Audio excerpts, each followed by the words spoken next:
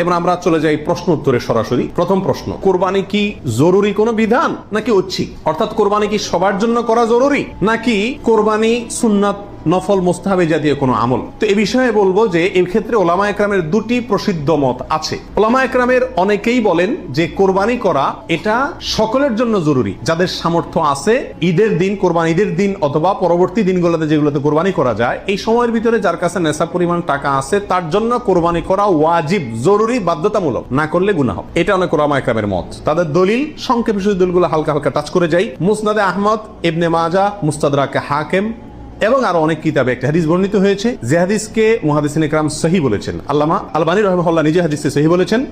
সেটা হলো এই, নবী রাসূলুল্লাহ সাল্লাল্লাহু আলাইহি ওয়াসাল্লাম বলেছেন, মান ওয়াজাদা সাআতান আন ইউদাহিয়া ওয়া লাম ইউদাহি ফালা ইয়াকরাবান্না মুসাল্লানা। অর্থাৎ যে ব্যক্তি কোরবানি করার সামর্থ্য তার আছে, সক্ষমতা আছে, সচ্ছলতা আছে, সেই ব্যক্তি যদি কোরবানি না করে সে যেন আমাদের ঈদগাহে ঈদের নামাজ পড়তে না আসে। কোরবানি করার ইচ্ছা না রাখলে সেজন্য ঈদের নামাজ পড়তে না আসে। এটা কিন্তু একটা সতর্কবাণী।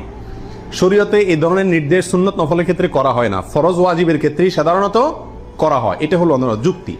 দ্বিতীয় দলিল হলো, এটাও মুস্তাদে আহমদে আসছে এবং হাফেজ ইবনে হাজার আল আসকালানী রাহিমাহুল্লাহ বিশ্ববিখ্যাত হাদিস ব্যাখ্যাতা, তিনি বলেছেন যে হাদিসটি বিশুদ্ধ। নবী রাসূলুল্লাহ সাল্লাল্লাহু আলাইহি ওয়াসাল্লাম বলেছেন, ইয়া আইয়ুহান নাস, হে লোক সকল, ইন্না আলা কুল্লি আহলি বাইতিন উদহাইয়াতুন ওয়া আতিরাতুন, নিশ্চয়ই প্রত্যেক পরিবারের লোকের উপরে, প্রত্যেক পরিবারের উপরে একটি করে কোরবানি এবং আতিরা, এটা ওয়াজিব। আতিরা হলো রজব মাসে যে পশুটি জবাই করা হয়, সেটা একসময় ওয়াজিব ছিল, পরে এটা রহিত হয়ে গেছে।